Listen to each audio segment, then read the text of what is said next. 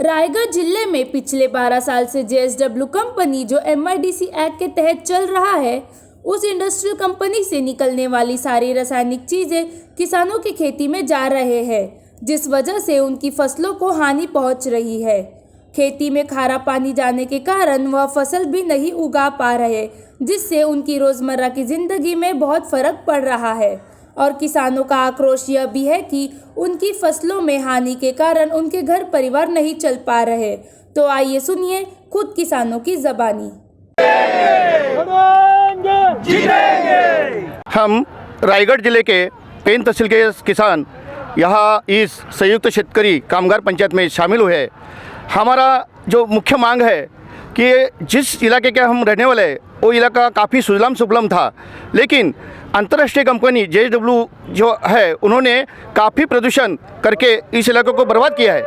इन्होंने खाड़ी की खुदाई करने के बाद पूरा जो बांधबंदी स्थिति मेड़ थे वो खिसकने की वजह से पूरी खेती हमारी खारा बने आके बर्बाद हुई है।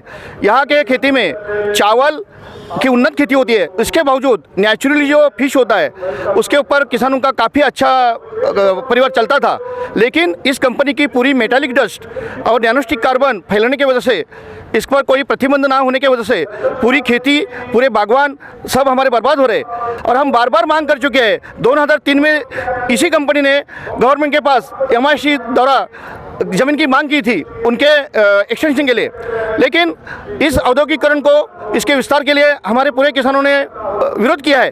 और उस समय के गवर्नमेंट यानी कि विलासराव देशमुख के मुख्यमंत्री थे, महाराष्ट्र के चीफ मिनिस्टर, उन्होंने और पतंगराव जी कदम जो उद्योग मंत्री थे उन्होंने इसको मना किया था। और गवर्नमेंट ने ऐसा आदेश स्पष्ट दिया है कि इसके अलावा कभी भी अगर कंपनी MIDC के पास ज़मीन मांगती है या विस्तारीकरण चाहती है तो उनका एक्सटेंशन नहीं होगा। लेकिन आज जो सरकार आंधी होके किसानों को अपने पाँव तले तुड़ा रही है और इसका हम पूरा जोर शोर से विरोध कर रहे हैं। हमें एक्सटेंशन भी नहीं चाहिए, MIDC भी नहीं चाहिए।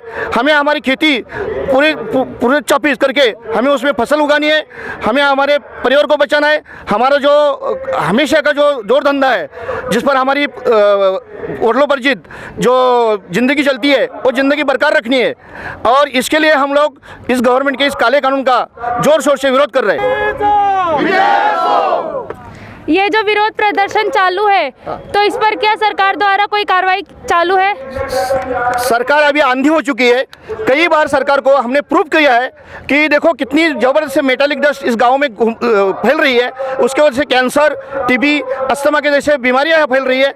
लेकिन फिर भी ये जो सरकार के लोग हैं और ये एडमिनिस्ट्रेटिव के लोग हैं, ये सब अंधे हो चुके हैं, क्योंकि उनको जो भांडवलदार है, जो कारखानदार है, उनके घसे में, उनके खाते में ये मुफ्त में ज़मीन डालनी है।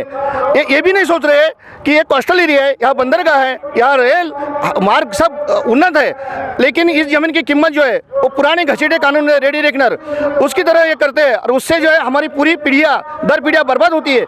हम लोग कई जमानों से, सदियों से इस इलाके में बसे हुए, हम यहाँ के प्राथमिक नागरिक हैं, लेकिन ये पूरे हमारे गांव के गांव बर्बाद करके हमारा उच्चारण कर रहे हैं। इसलिए हमारा पूरा इसको विरोध है। तो कब तक ये विरोध प्रदर्शन चलता रहेगा? कब तक चलेगा ये विरोध प्रदर्शन? जब तक MIDC कानून नहीं हटता है और गवर्नमेंट इसकी सूचना नहीं जारी करती कि खेती बच जाएगी, किसान को उसकी बहाली दे दे, तब तक हम इसका पूरा विरोध करते रहेंगे। उसके बाद भी ये जो कंपनी की ओर से प्रदूषण का जो मामला हो रहा है, यहाँ का जो खाड़ी का जो बचाव होना चाहिए, ये जो जब तक हम लोगों के पास कोई सरकारी ऐसा आदेश नहीं आता है कि ये हम लोग रुकवाएंगे, इसके ऊपर हम लोग कानून के तहत उसके ऊपर बंधन लाएंगे, तब तक हमारा ये जो आंदोलन है ये हम छड़ते रहेंगे।